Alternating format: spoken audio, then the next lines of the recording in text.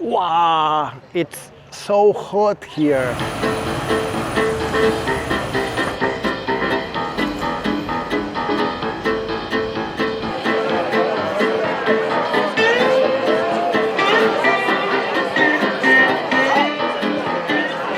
First session check, I've seen the first images of Wildwood.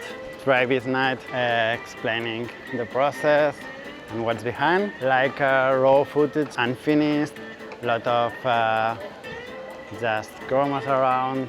And it was really interesting to see how much is actually stop motion, how much is CGI, how much is compositing. I liked that a lot. Previous said that they are not Amish, they use everything and they are not purists. And this one seems really exciting. I think that the minutes that we saw, there is a chasing and it's quite exciting. Really worth it to see this presentation. Wow. Please. And how's it going there? I think we can take it off now. Yeah. I know that story. It was while I have it. So on this Amazing.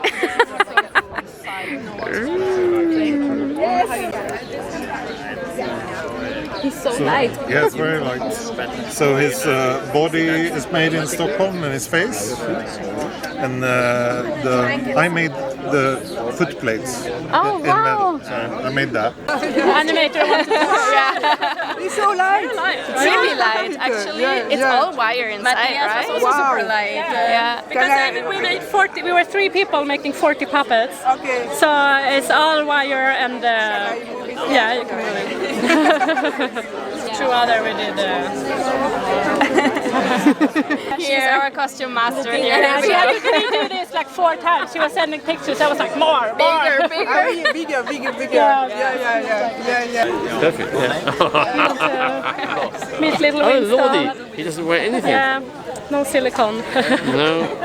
Oh, oh, I feel sorry for him. But He finds his freedom. retired now. Yeah.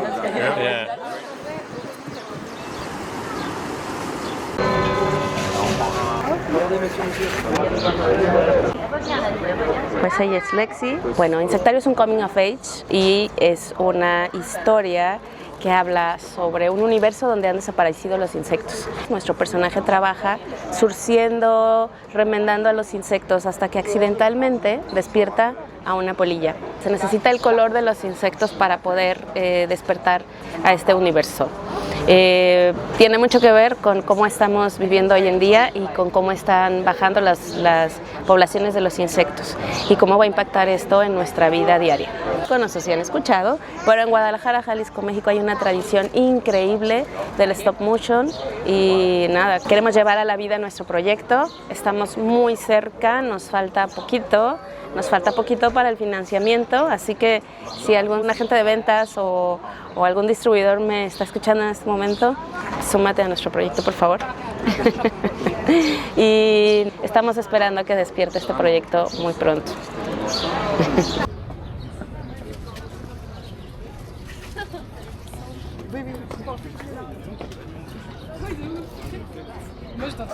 The question that we get oftentimes, like, why are you doing this in stop motion? Why made you, pursue this like crazy path of creating an animated film in stop motion? But I always answer to that saying that, because we fucking love stop motion. What else is there, right?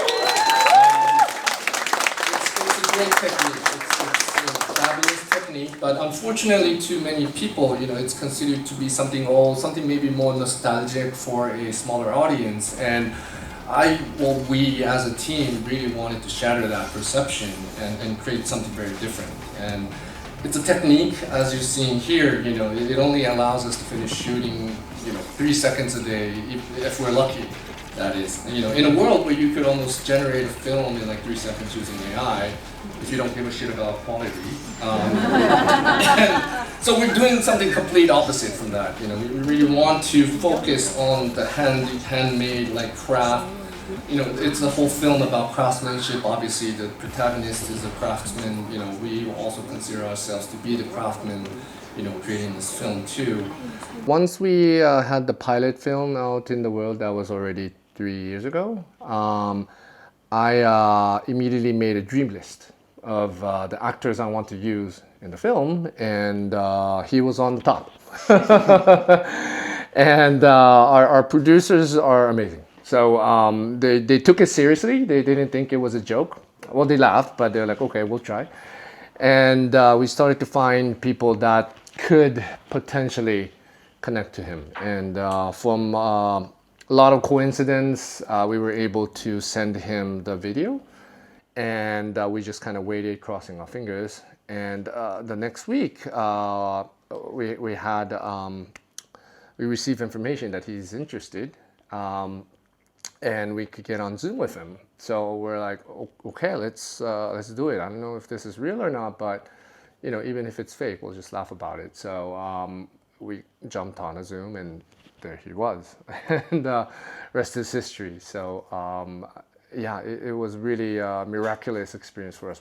After the Zoom, we were like jumping up and down and going, oh my God, this is amazing. だからジンゴロの人形がだいたい 90% ぐらい完成したところでアニメーターの稲積さんっていう人がもうジンゴロと、自分で持ってるカメラの機材と一緒にスタジオにこもって1週間ぐらいだったかな1週間ぐらいなんかこうゴソゴソ一人でずっと撮ってました。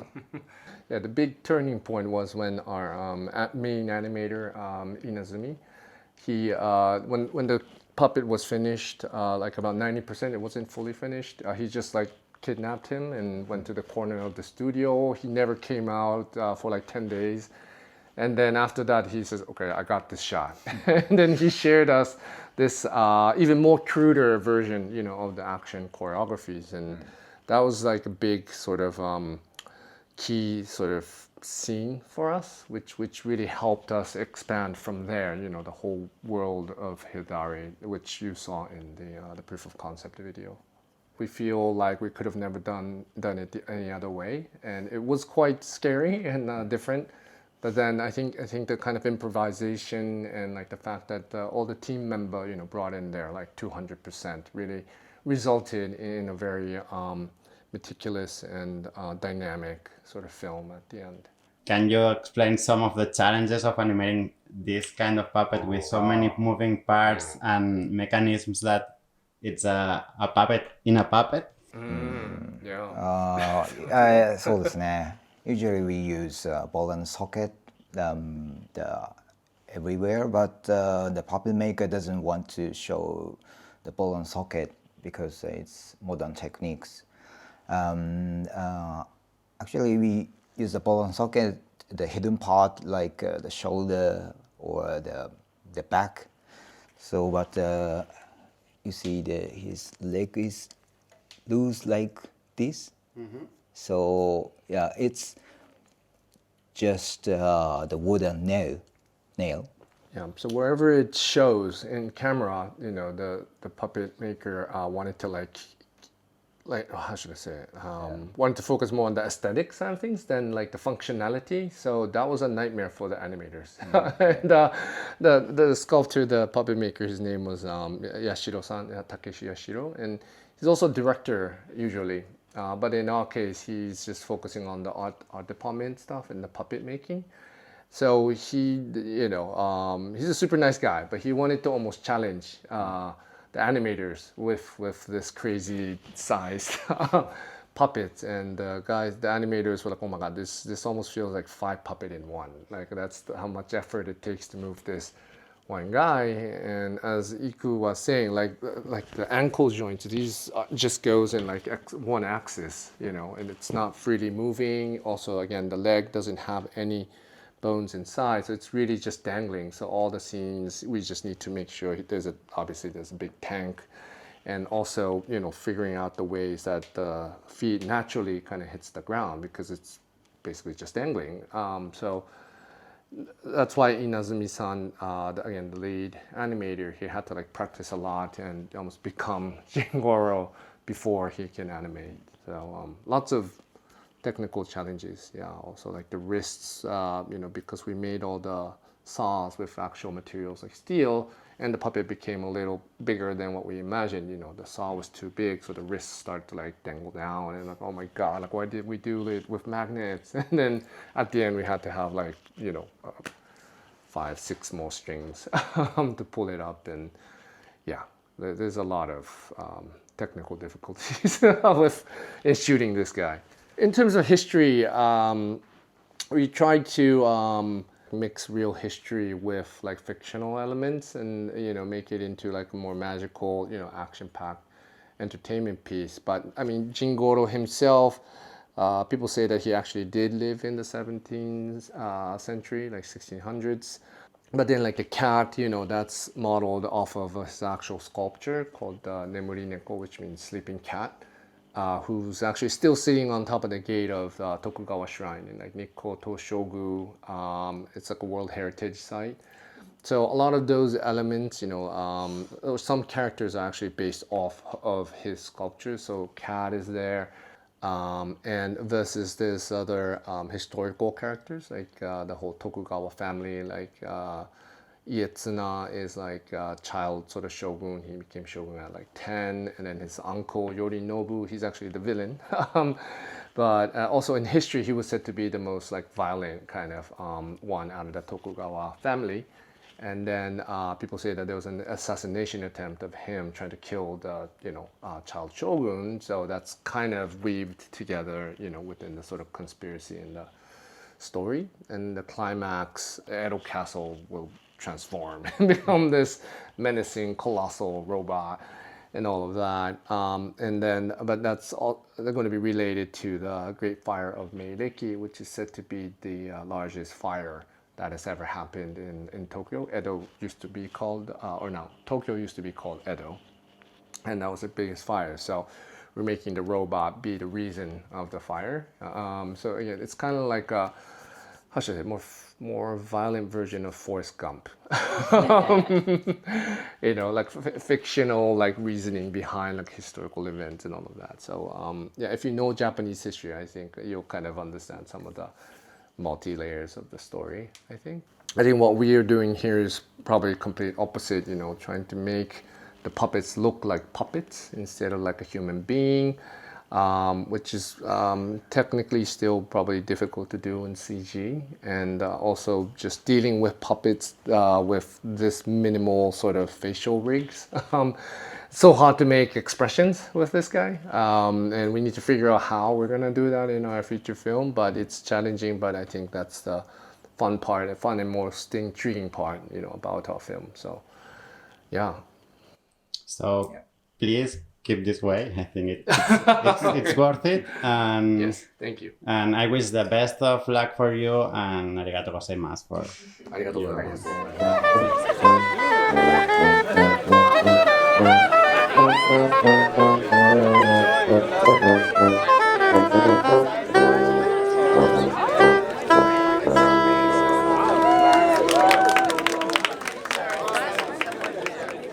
Somos Pau, Felipe y Constanza y hemos creado la Pecora Nera, que en castellano significa la oveja negra, y es una revista que trata de stop motion. Hay 2 entrevistas principales en este número, que es el primer que sacamos en Annecy 2026. Y lo que nos interesa mucho del stop motion y de su industria es un poco la comunidad que hay detrás, y creemos que es una comunidad muy generosa con toda la gente que forma parte de ella. Al fin y al cabo somos animadores de stop motion, entonces nos gustan los detallitos, nos gustan la cerecita del pastel. Para esta edición de Annecy hemos hecho un calendario con todo el contenido de stop motion que hay en el festival. Como la técnica del stop motion, cuando haces unos macarrones en miniatura, pues nosotros, pues los detallistas estos que le dan el plus. En el caso de la maquetación, siempre lo más complicado es como tratar de poner todo el contenido que hay dentro, o sea, que está disponible dentro de un formato que sea más o menos viable, ¿no? La pecoranera.magazine nos podéis encontrar, y luego tendréis que hablarnos porque tenemos una revista física y queremos que la toquéis. La Pecora Nera. Okay, yes, I'm from Lagos, Nigeria. I'm Esther, and I'm a stop motion filmmaker. Finding solutions with infrastructure. you know, for stop motion in parts of the world that haven't experienced the full power of stop motion animation. I worked in Rennes last year, and I had the opportunity to work in the puppets department. So I always went to the amateur department to see what they were doing and to help them. And somehow they did teach me. They taught me how to solder, silver solder, and to tap and to drill. And yes, to use the devices and file and all of that. It was always very good to watch your clips. You know, yeah, I have to say that, you know, because it's been very inspirational for us, you know, and for our work, because each time we face problems with the puppets and having difficulty with having them to be durable and working for a long time, it was important that we be able to find solutions. That's day 3. Today I'm going to visit Wildwood exhibition right now. Can't wait to see the puppets really close.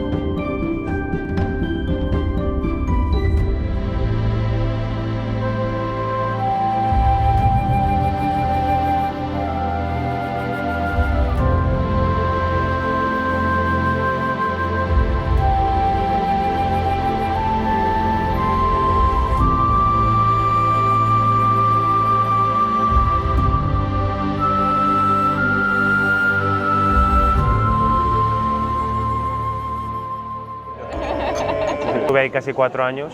Yo llegué ahí un poco por suerte de momento adecuado, lugar adecuado, porque había en el momento muchísimas películas de stop motion a la vez y fue pues casi un año entero de hacer test y puppets como asistente. Hay como muchas enredaderas que salen del suelo y pues meses, incluso años antes de que eso se anime, pues estuve haciendo yo test de eso y ya poco a poco pues tener algún elemento en un plano. Me pasaron a Junior, vas haciendo algún plano pequeño como más secundario, de planos detalle.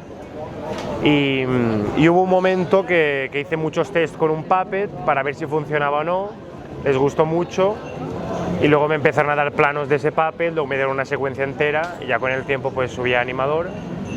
Y eso fueron 4 años muy largos, una experiencia muy buena, tuvo sus momentos muy... Porque al final la animación es un trabajo muy emocionalmente duro, yo creo, mucho síndrome del impostor, pero bueno, al final todo bien, ahora los recuerdos todos son los buenos. Pues la cuota más o menos llegó a ser como un segundo al día. Laika normalmente cada plano se hace 3 veces. Se hace primero un blocking, que es las poses claves del puppet. A veces animan como a 4, depende un poco de cada animador. Te dan notas, se ve que se tiene que cambiar, luego animas el plano a 2, que en el mundo real pues ya está perfecto, ya va la película, pero ahí pues no basta, te vuelven a dar notas y ya luego haces el plano final a 1, que es un coñazo. Si me enredo mucho me decís, ¿eh? De vez en cuando organizan días extraños como para subir la moral. Y por ejemplo hay un día que es Goat Day y tú pues a la hora de comer vas y estás ahí con las cabras, te sientas, estás un rato, te puedes cogerlas, es raro, es muy raro. También un día el puppet se me cayó y es del mismo color que el suelo y no había manera de encontrarlo y me daba miedo pisarlo y tenemos una luz y vinieron como 3 personas a buscar el puppet y no sé cómo, pero había rebotado muy lejos, no sé, una cosa... Cara, se rompen muchas caras. A veces que es un problema porque se han impreso las caras de casi todas las escenas, fotograma a fotograma, no se repiten casi nunca las caras. Si por lo que sea se rompe una cara, que es medio importante, si imprimes una cara separada, tendrían como una ligerísima diferencia. Pero bueno, ahí como son muy meticulosos, pues imprimen todas las caras otra vez. Wildwood en octubre, peliculón. Sí.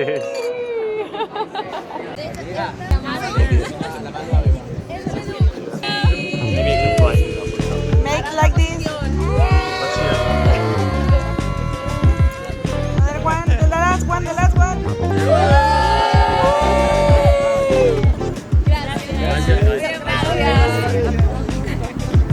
You're filling the space pretty good with your That's a good one.